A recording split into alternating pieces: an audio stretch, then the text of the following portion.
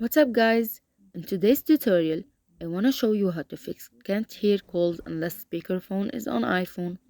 Keep up until the end to not miss any information. So first, you can adjust your volume by clicking on the volume button. Second, you can go to Bluetooth to see if anything is connected. And if it is, turn it off.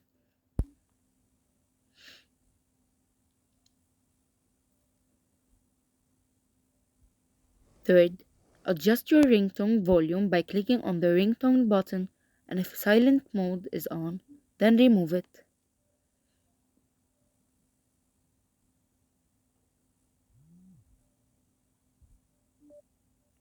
Lastly, you can try to turn off noise cancellation by going to settings and entering accessibility.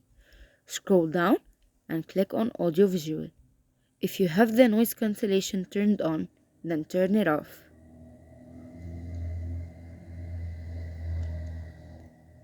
And that's all.